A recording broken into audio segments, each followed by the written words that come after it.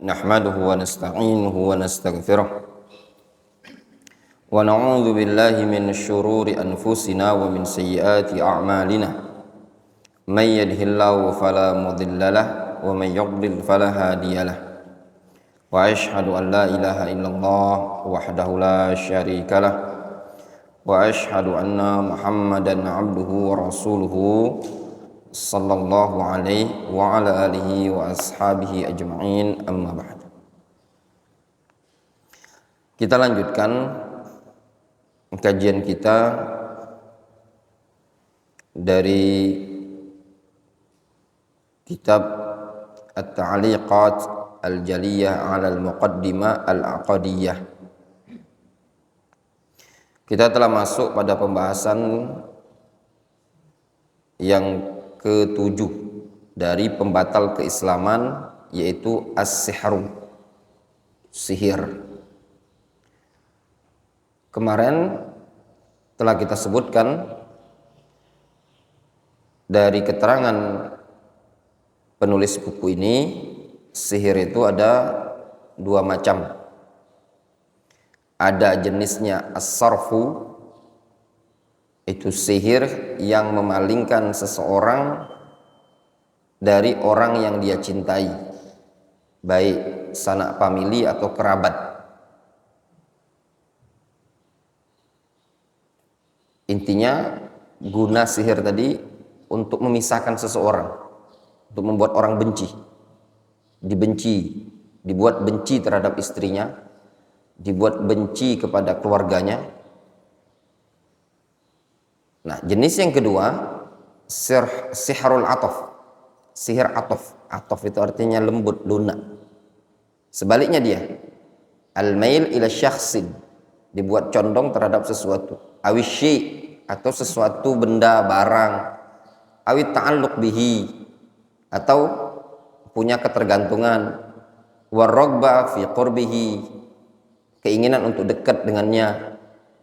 Jelas? Jadi jenis sihirnya apa? Pengasih, pelet, apalagi pelaris, ya, atau yang semisalnya. Intinya buat orang tuh tertarik.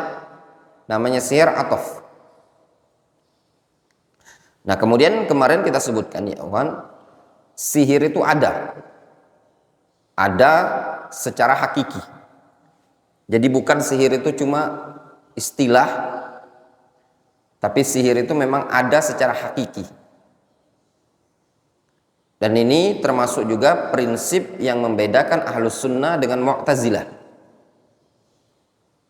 Disebutkan oleh Imam As-Sabuni dalam kitab Aqidatus Salaf wa Ashabil Hadis. Beliau menyebutkan tentang prinsip Ahlus Sunnah, menetapkan adanya sihir. Ingat, ana ulangi, menetapkan adanya sihir. Itu termasuk prinsip li mukhalafati ahlil bidah, dalam rangka menyelisih ahlul bidah. Nah, untuk si Mu'tazilah ini, dia mengingkari adanya sihir. Katanya tidak ada sihir itu, ya. Nah, kalau dikatakan sihir tidak ada, ini bisa mengantarkan kepada kekufuran. Mengingkari sihir itu bisa mengantarkan kepada kekufuran. Kenapa? Karena Al-Quran menetapkan adanya sihir. Sama kata para ulama, ingkar wujudul jin, mengingkari adanya jin, itu kekufuran. Mengingkari adanya syaitan, kekufuran. Kenapa dikatakan kekufuran? Karena yu'addi ila takdzibil Quran, bisa mengantarkan kepada pendustaan terhadap Al-Quran. Al-Quran bilang ada jin, ada syaitan, terus dia bilang nggak ada jin, nggak ada syaitan itu. Berarti konsekuensinya, ini konsekuensi ya, konsekuensinya mendustakan Al-Quran yang menceritakan adanya jin dan syaitan. Bedakan ini, ya. Sehingga melakukan perbuatan sihir itu merupakan kekufuran, syirik. Mengingkari adanya sihir juga bisa mengantarkan kepada kekufuran. Karena konsekuensinya mendustakan Al-Quran. Jelas ya?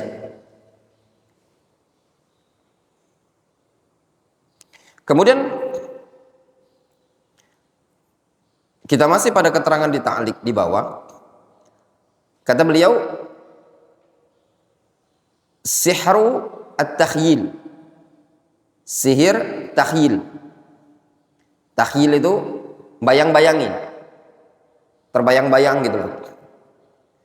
Kata khuyulil asya ala ghairi haqiqatiha. Seperti terhayalkan sesuatu tidak pada hakikatnya. Difahami ya? Jadi dia membayangkan sesuatu tuh, contoh misalkan sihir takhyil, membayangkan Wandi ini bagai macan. Jadi setiap kali ketemu Wandi ini seakan-akan Wandi ini mau nerekam gitu loh. Ya enggak? Nah, padahal Wandi biasa aja, tapi terbayangkan dia seakan-akan mau nerekam. Kama qala subhanahu wa ta'ala, sebagaimana Allah azza wa jalla berfirman, fa idza hibaluhum wa isiyuhum yukhayyalu ilaihi min sihrihim annaha tas'a. Tiba-tiba hibaluhum, talinya tersebut dan tongkat-tongkat mereka itu tergambarkan kepada Musa dengan sebab sihir mereka, anha tas'a, seakan-akan bisa berjalan.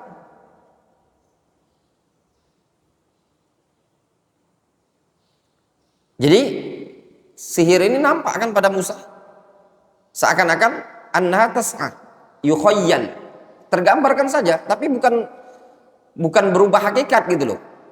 Ingat, maksud sihir takhyil itu cuma tergambarkan saja, terkhayalkan, tapi tidak berubah hakikat. Tidak ada tukang sihir yang bisa merubah hakikat. Hakikat itu adalah Allah azza wa jalla yang bisa merubahnya. Difahami? Mana ada tukang sihir itu bisa merubah batu jadi emas? Kalau dia bisa merubah batu jadi emas, ngapain dia minta mahar sekian puluh juta? Ya enggak? Waqad suhiran Nabiyyu sallallahu alaihi wasallam bi sihri takhyil. Sungguh Nabi sallallahu alaihi wasallam pernah disihir dengan sihir at-takhyil.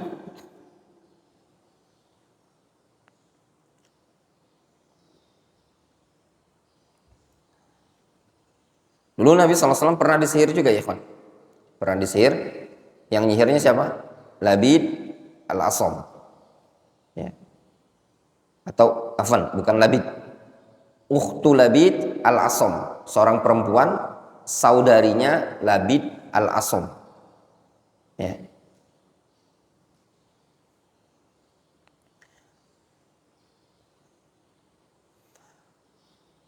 Wa anwa'us sihr katsiratun minha. Jenis-jenis sihir itu banyak. Di antaranya sihrul amrad, sihir penyakit. Kasihril ankabuti, yaitu sihir penyakit. Seperti sihir ankabuti. Ankabut ya, sarang laba-laba kalau artinya laba-laba. Ya, entah disebut ankabuti, mungkin namanya istilahnya sihir laba-laba. Sihir yang menyebutkan penyakit, menimbulkan penyakit, menyebabkan sakit dia. Wasihrul qatl, ada sihir yang bisa membunuh. Kata kliennya, "Mbah, saya mau minta dibuat dia sakit, Mbah. Seumur hidup." Bisa. Kasih sakit dengan izin Allah azza wa jalla. Tolong Mbah, kasih dia sakit dengan sakit corona, virus COVID-19. Kata mbahnya, nggak bisa. Sudah ada vaksinnya itu masalahnya. Nah, kemarin kan rame juga bahwasanya virus itu katanya sihir segala macam. Oh, alam ya ikhwan, yang jelasnya wabah. Allah Subhanahu wa taala berkehendak. Seperti sihir al-aswad, sihir ilmu hitam, ya, membunuh dia. Wasihrun nisyan, ada sihir nisyan namanya tadi. Nisyan itu lupa, membuat linglung, lupa. Wasihrul insi lil insi, Wa sihrul jinni lil jinni munfaridan. Ada sihir manusia untuk manusia, sihir jin untuk jin secara tersendiri. Allah alam, ini istilah mereka ya.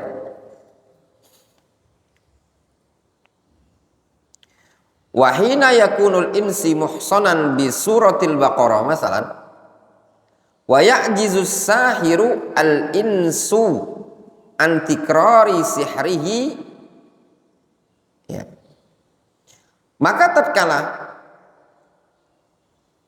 seseorang insan muhsanan atau muhassanan, muhassanan, bacanya muhassanan, dibentengi dengan surat Al-Baqarah misalnya, ya, dibentengi dengan surat Al-Baqarah. Wa ya'jizu as-sahirul insi, maka tukang sihir yang jenisnya manusia ini akan tidak mampu antikrari sihrihi, untuk ngulang-ulang sihirnya.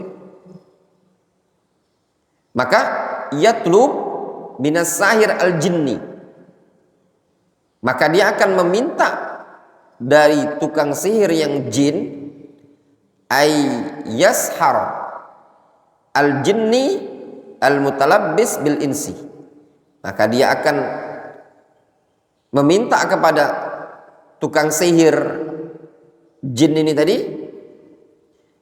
agar jin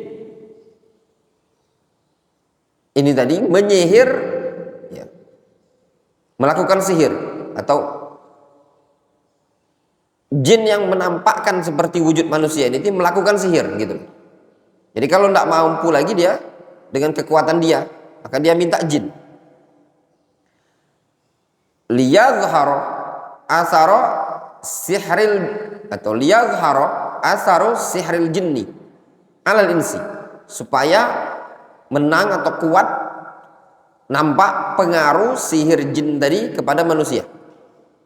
Lil adrar bil insi al muhassan min jihatin, supaya bisa memudaratkan manusia yang terbentengi dari satu sisi. Wa tashkikihi fi quwwati athari tahsinat asy-syar'iyyah, dan juga dalam rangka untuk membuat dia ragu pada kekuatan pengaruh benteng syar'inya tadi. Masa nih aku bacakan Al-Baqarah masih kena aku, berarti belum paten. Nah, buat ragu gitu ya. Jadi memang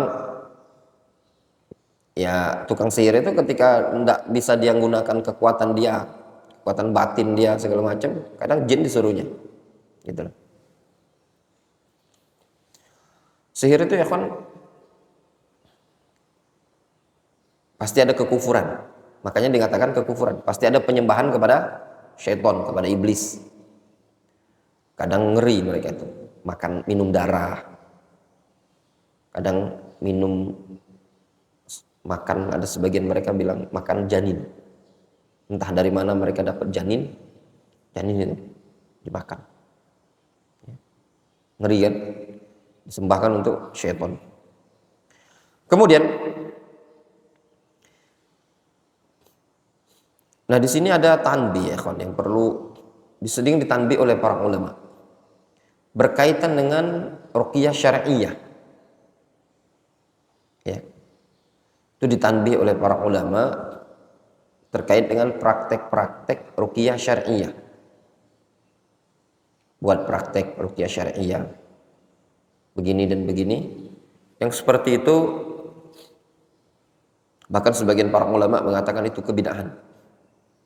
Ya, Syekh Shalih Al-Fauzan dan yang lainnya itu banyak mengingkari. Karena di Saudi kemarin banyak beberapa kutip-kutip kecil mengingkari mahallat ruqyah syar'iyyah.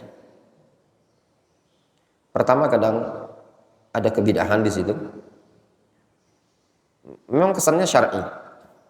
Yang kedua,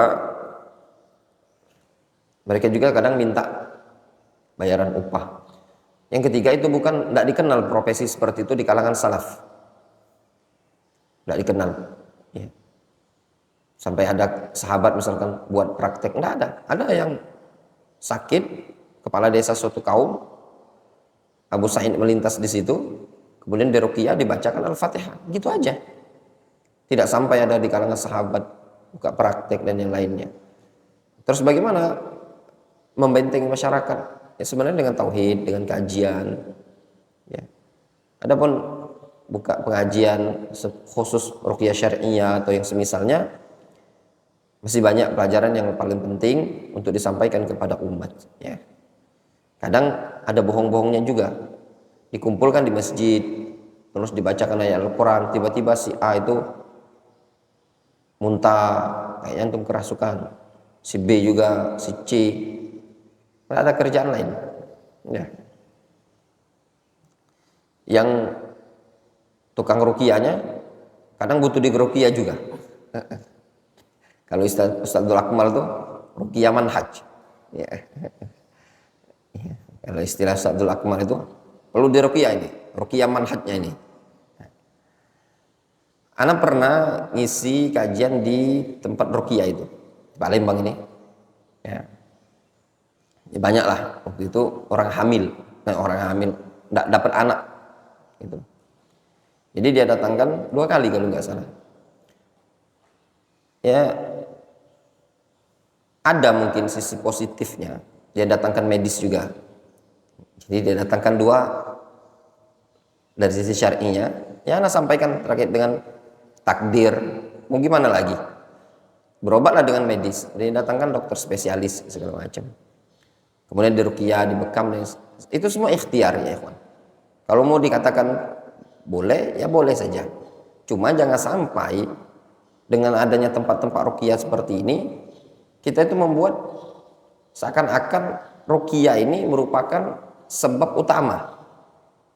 Tidak seperti itu, justru kalau mau kita jadikan wasilah, jadikan tempat-tempat seperti ini penanaman tauhid. Intinya ke tauhid kan. Orang tidak punya anak. Nah, jangan dikit-dikit yang ditanbih oleh para ulama, jangan dikit-dikit nyalakan syaitan, dikit-dikit nyalakan jin. Tidak dapat anak, nyalakan jin. Tidak dapat anak, nyalakan syaitan. Nah itu juga disebutkan oleh para ulama, tidak diperbolehkan. Kenapa? Nanti akan timbul was-was, dia jadi bulan-bulanan syaitan. Jangan-jangan syaitan, jangan-jangan. Penyakit itu kan ada 2 macam.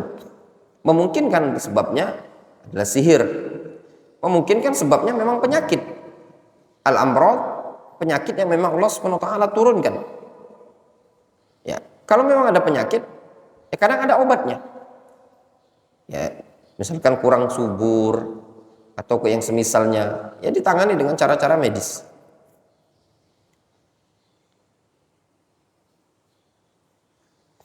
Nggak tahu Kak Didik dulu pernah minta ruqyah ada? Belum pernah. Selama dulu, selama masa tenggang, tidak pernah kayak. Paling berobat-obat medis itu ya. Itu seperti itu deh. Ya. Karena orang langsung mikir, lama dapat. Antum dulu berapa lama Kak? Lama kayak 9 tahun ya.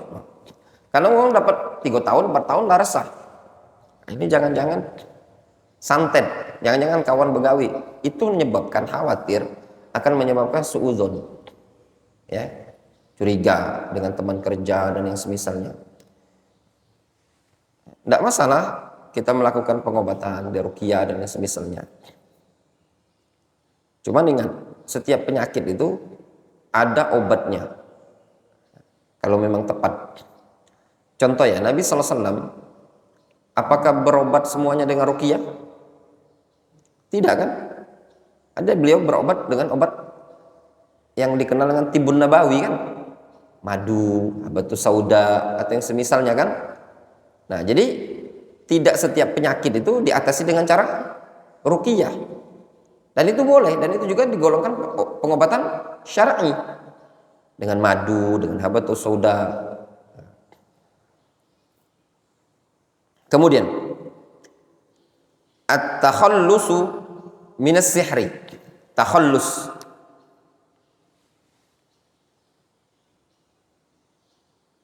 berlepas dari sihir. Untuk selamat dari sihir atau berlepas dari sihir, yakunu bikulli ma warada bid dalil. Nah, dengan cara yaitu dengan segala sesuatu yang datang padanya dalil. Wa bi kulli ruqiyatin laisa fiha syirkun, dan dengan segala ruqyah yang tidak ada syirik. Nah, sehingga ya ikhwan, disebutkan oleh para ulama, apakah ruqyah itu adalah min bab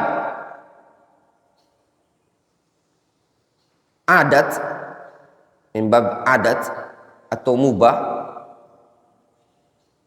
ataukah ruqyah itu min bab syariat.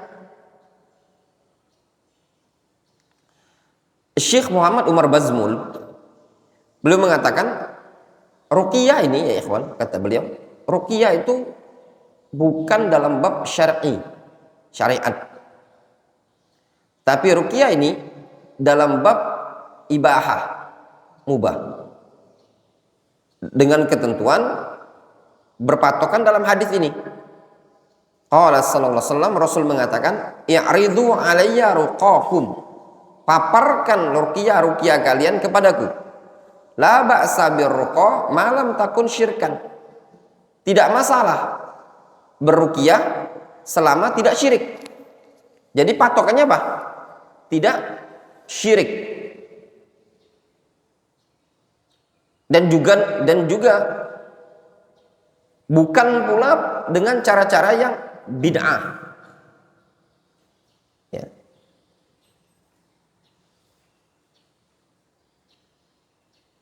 Apa ruqyah yang tidak syirik? Ya dengan doa-doa.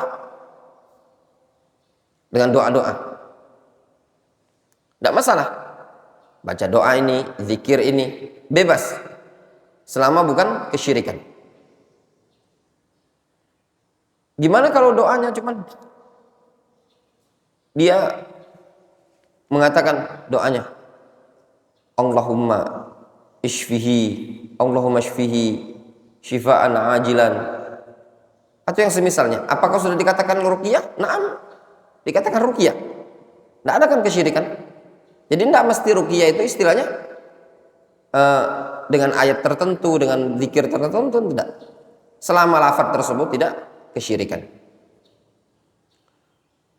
Terus bagaimana yang bid'ah? Nah, yang bid'ah itu ditambah ritual-ritual. Ya, ditambah ritual-ritual. Seperti misalkan dia disuruh mandi dulu. Ya enggak? Anda harus mandi dulu. Kemudian membaca surat ini, ayat ini, segala macam. Ada ritual yang dia kerjakan. Nah, ini sesuatu yang butuh kepada dalil ya, ikhwan. Ya. Cukup dia bacakan doa. Yang namanya ruqyah itu bacaan doa, bukan ritual. Sebagian orang kadang ketika meruqyah nampak dia mungkin seorang tokoh agama, namun ruqyah dia tadi terlalu banyak ritual. Contoh misalkan yang dibacanya bacaan syar'i sebenarnya. Dia nyuruh baca Al-Quran, baca Al-Fatihah. Tapi ada ritual-ritual yang ini tidak dikenal di zaman Nabi SAW. Suruh mandi dengan air kembang, setaman. Ketika mandi dibacakan Al-Fatihah. Mandi dengan apa lagi mungkin? Terus mungkin diasapi dengan kemenyan pula. Nah, ini tadi ruqyah yang bid'ah ya. Bercampur. Dia tidak minta kepada jin, tidak minta kepada syaitan. Dia tetap dengan bacaan-bacaan yang syar'i, tapi ada ritual-ritual yang seperti itu tadi. Nah, itu tidak usah. Ya. Jadi ruqyah itu gampang. Baca apapun, selama perkara-perkara tersebut tidak mengandung kesyirikan. Tapi tidak usah pakai ritual-ritual yang nyeleneh. Suruh ngambil air lah, dengan air laut mungkin, atau air sumur, 7 sumur. Nah, ini seperti ini tadi, Takutnya masuk kepada perkara yang bid'ah, bahkan mungkin bisa menyebabkan kepada syirik kecil. Ya. Kemudian di sini disebutkan ya'ridu 'alayya ruqakum la ba'sa birruqa ma lam takun syirkan. Rawahu Abu Daud wa sahahu Al-Albani. Qala Ibnu Al-Qayyim rahimahullah fi I'lamil Muwaqqi'in, berkata Imam Ibnu Qayyim dalam kitab I'lamul Muwaqqi'in, wa su'ila 'anin nusyrah. Nabi sallallahu alaihi wasallam ditanya tentang nusyrah. Faqal huwa min amali syaitan. An-nusyrah termasuk perbuatan syaitan. Apa itu nusyrah? Wan nusyrah hillus sihri 'anil mashur. Menghilangkan sihir dari orang yang tersihir. Wahya naw'an. Dia ada dua macam. Hillus sihrin bisihrin mislihi. Menghilangkan sihir dengan sihir yang semisal. Wa huwa alladzi min amali syaitan. Inilah yang digolongkan termasuk perbuatan syaitan. Faham antum? Jadi gini, ada si A kena sihir. Antum hilangkan, angkat sihirnya dengan sihir pula. Itu tidak boleh. Yang kena sihir si A, antum datang ke dukun, si B minta sembuhkan. Bah, ini kayak yang kena sihir, bah. Bisa mbah anu enggak? Tenang. Maharnya dulu. Harus cash. Tukang sihir itu cash dia. Bayar di depan. Kalau dia enggak bayar di depan itu, bayar DP, itu tukang sihirnya masih abal-abal. Yang penting laku nih. Kalau memang dia itu bayar di depan. Dan tukang sihir itu ya ikhwan, enggak tanggung-tanggung, dia akan mengorbankan pasiennya, kliennya. Kalau seandainya yang lawan ini tadi mau disantet ternyata lebih kuat, nanti sihirnya dibalikkan ke dia. Pasiennya yang kena. Makanya kadang pasiennya yang kena. Itu kan permainan jin semua.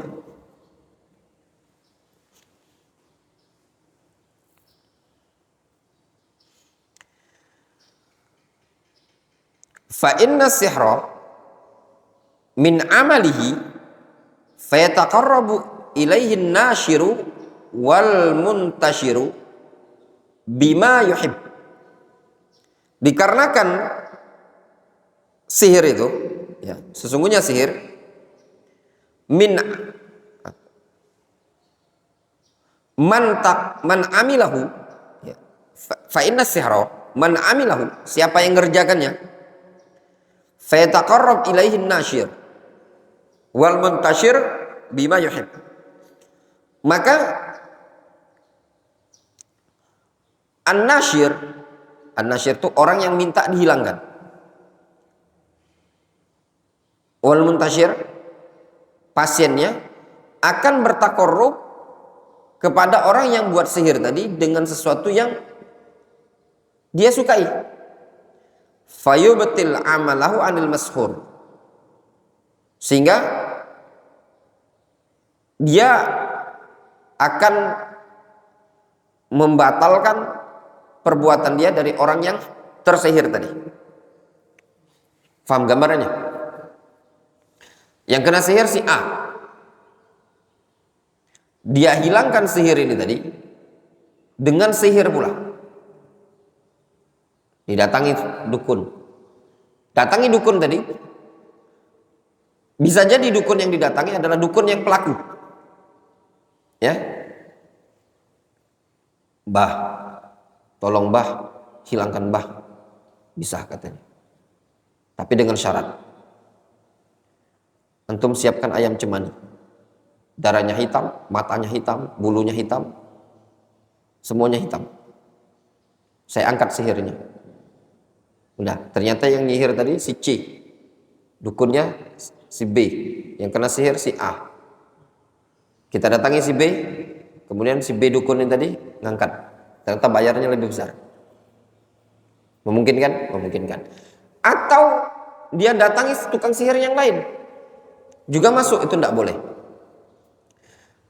Nah, wallahu alam ya ikhwan, yang dibolehkan ya adalah dengan cara melalui tangannya waliul amr. Itu yang dibolehkan, menghilangkan sihir dari tukang sihir itu tadi. Ada orang kena sihir ya, jadi gini gambarnya yang tidak boleh, namanya nusyroh yang tidak boleh itu, si A kena sihir, si A kena sihir, dukunnya siapa? Si B. Yang minta lakukan sama dukun si C,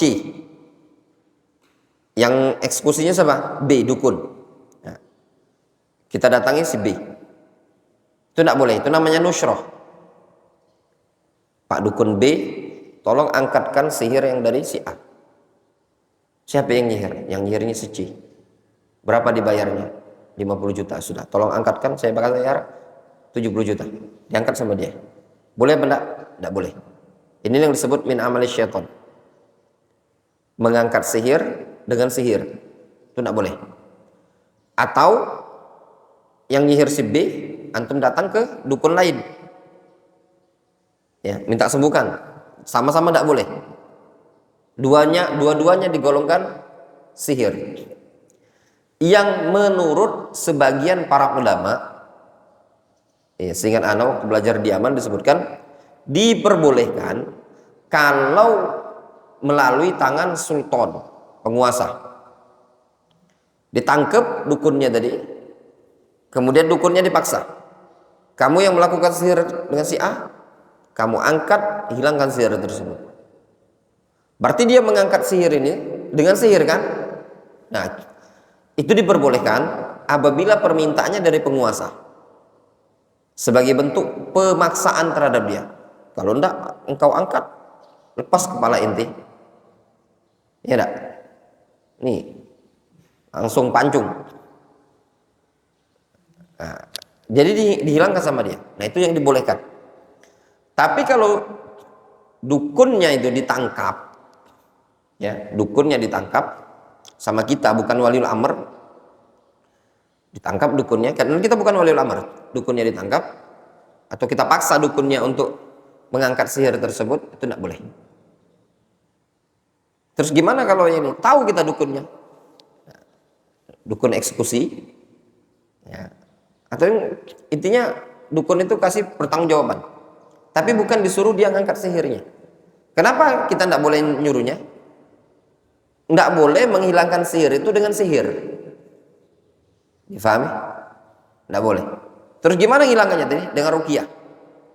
Cari bukhulnya, carian segala macam, hancurkan, dia di ruqyah. Sihirnya gimana? Tukang sihirnya gimana? Itu eksekusi. Boleh enggak kalau dibunuh? Pertanyaan, Ustaz, gimana kalau kita bunuh saja? Masuk penjara? Tidak, masuk penjara. Ya, itu tadi masalahnya. Kalau ngumpet-ngumpet, banyak penyidik yang datang nanti. Sidik jari, CCTV, kasusnya panjang. Serahkan ke waliul amr. Wasani, jenis yang kedua, tadi kan nusyroh, menghilangkan sihir.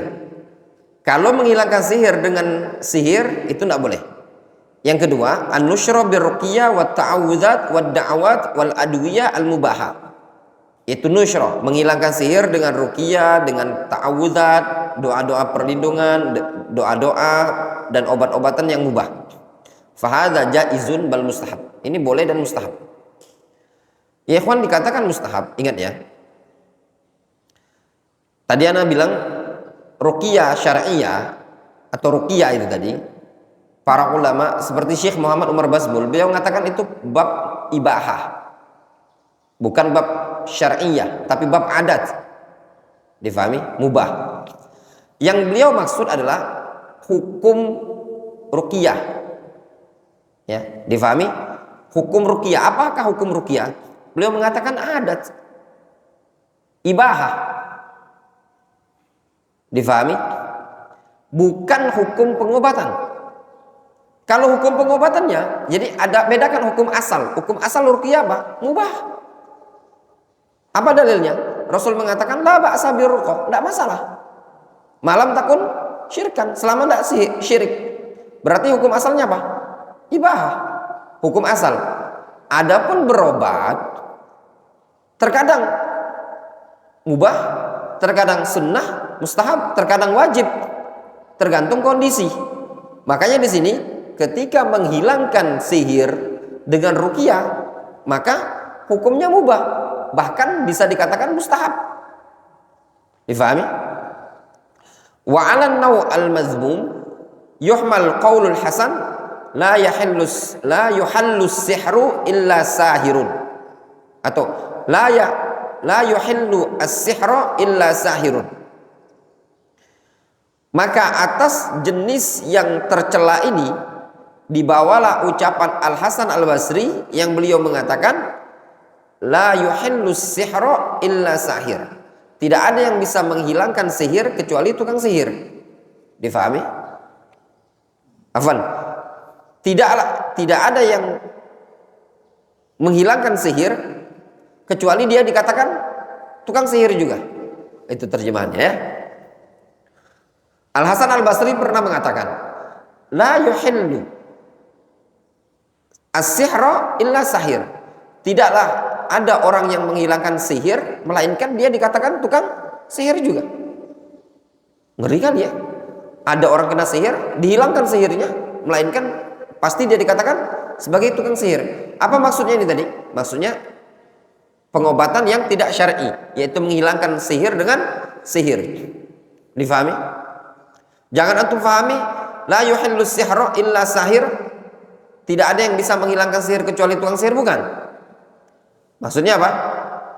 Perbuatan dikatakan tidaklah menghilangkan sihir, melainkan dia dikatakan tukang sihir juga, melainkan pada pembahasan apa? Pembahasan sihir yang tercela, yang mazmum.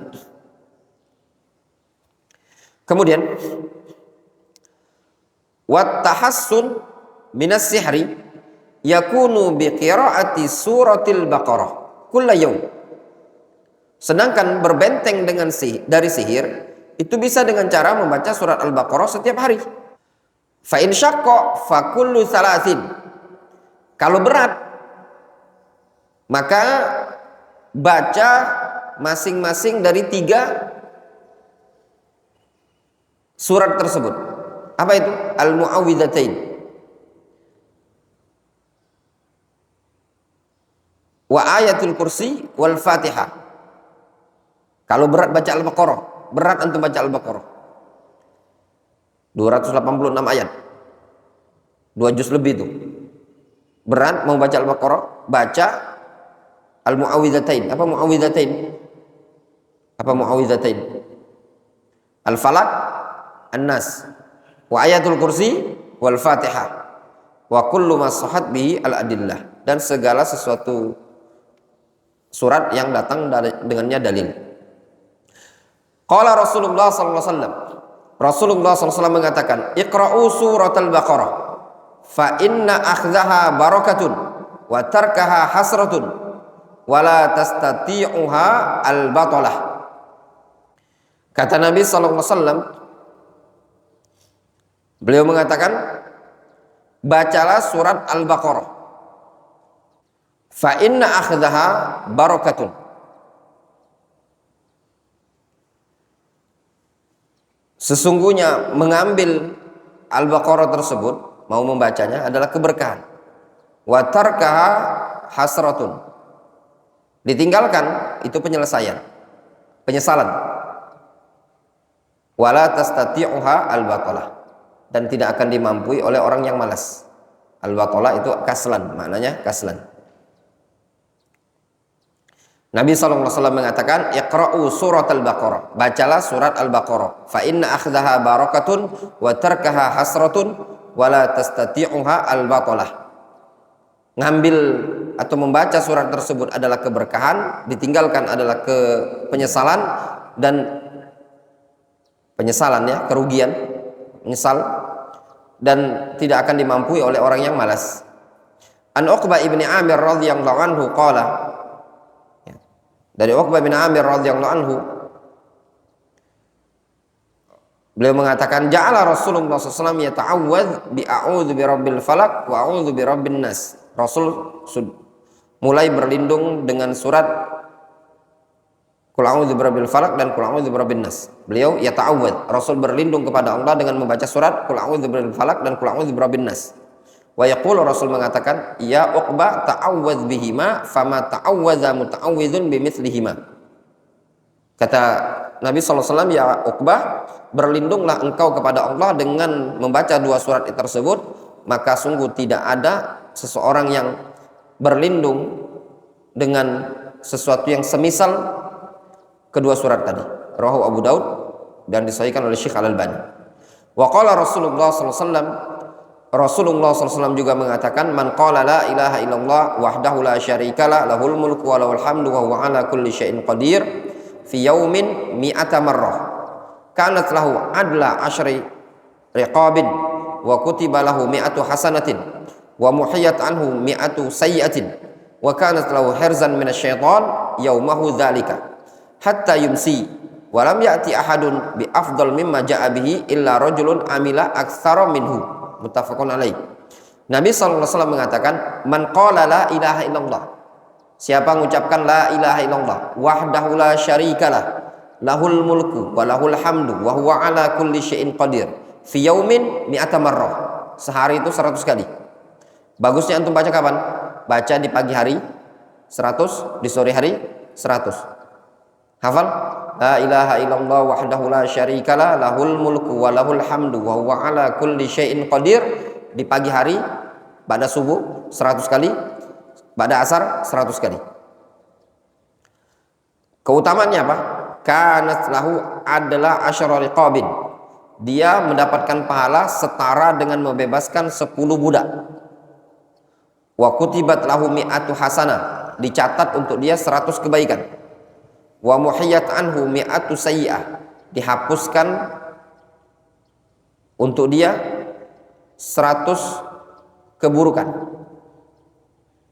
Wa kanat lahu hirzan minasyaiton yaumahu dzalika, dan dia akan mendapatkan tameng atau benteng. Hirz itu perisai, tameng atau perisai dari gangguan syaitan pada hari tersebut. Hatta yumsi, sampai datang waktu sore. Walam yati ahadun bi afdal mimma ja'a bihi, dan tidak ada seorang pun yang bisa datang dengan membawa sesuatu yang lebih afdol dengannya tadi, illa rajulun amila aktsara minhu, kecuali orang yang beramal dengan sesuatu yang jauh lebih baik dibandingkan amalan ini tadi. Maksudnya besar pahalanya, kecuali orang yang mengamalkan lebih lagi dari ini. Difahami? Wallahu ta'ala. Cukup ya? Difahami? Ada yang tanyakan? Jelas? Jelas ya? Kesimpulannya gini. Sihir ada dua. Ya. Ada sihir atof, ada sihir as-saraf. Kalau atof itu manggil, sejenis dekatkan wong buat menarik, ilmu pelet, ilmu pengasih, segala macam. Kalau saraf memisahkan, buat orang benci, buat orang jauh. Nah, dia saingan kita dalam dagang, antum sihir dia supaya orang tidak mau jajan di sana. Itu namanya sihir saraf. Kemudian sihir itu, ikhwan, para ulama menyebutkan sihir itu juga ada yang hakiki, ada yang khayali atau takhyili. Apa hakiki? Hakiki itu betul-betul sihir tersebut membuat sakit, hakikatnya bisa berpengaruh. Itu maksudnya sihir hakiki, tidak disebutkan di buku kita. Sihir hakiki, apa maksud sihir hakiki? Betul-betul hakikatnya bisa membuat punya pengaruh dengan izin Allah, bisa membuat orang sakit, bisa membuat orang demam. Yang kedua, sihir khayali atau takhyili. Apa sihir takhyili? Dia cuma menggambarkan, tidak bisa merubah hakikat sesuatu. Jadi hakikat sihir itu cuma bisa membuat sesuatu terpengaruh, sakit, bisa menyebabkan mati, tapi tidak bisa merubah hakikat sesuatu. Difahami? Nah, kalau nampak berubah sesuatu hakikat itu cuma namanya khayali, takhyil. Jadi tidak ada istilah sihir itu bisa merubah orang diubah jadi kodok. Tidak ada. Itu cuma ada dalam dongeng Pangeran Kodok. Tidak ada sesuatu yang bisa berubah. Kalau ada bisa merubah, tidak ada pencipta kecuali Allah Azza wa Jalla. Ya, nah, merubah sesuatu itu tidak ada yang bisa. Tukang sihir belum ada yang bisa. Tanyakan tukang sihir. Sesakti apapun tukang sihir itu belum ada yang bisa merubah bukit batu jadi emas. Ya, tak? Apalagi merubah jadi orang. Orang bodoh aja tidak bisa diubah pintar. Nah, itu tidak mungkin. Nah, kemudian sihir ini tadi, kesimpulan dari apa yang kita baca. Jadi ada istilah namanya nusyroh. An-nusyroh dirinci. Ini disebutkan di kitab Tauhid sebenarnya. Kalau menghilangkan sihir, nusyroh itu bahasa kitanya menghilangkan sihir. Kalau menghilangkan sihir dengan perantara sihir, baik sihir tersebut dari dukun yang melakukan pertama atau cari dukun ke lain, itu semuanya tidak boleh. Yang dibolehkan apa? Kalau dukun yang pertama boleh untuk dihilangkan sihirnya melalui dukun yang pelaku pertama apabila yang menekannya waliul amr, pemerintah. Paksa sama pemerintah. Hilangkan. Karena pemerintah punya hak. Ya, punya hak. Nah, itu kata para ulama dibolehkan. Karena pemerintah punya kekuasaan. Diancam, ditahdid. Kalau tidak mau dihilangkan, nah, antum yang langsung kita hilangkan nyawanya.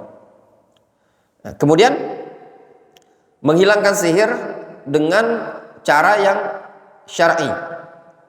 Apa itu? Dengan cara yang syar'i?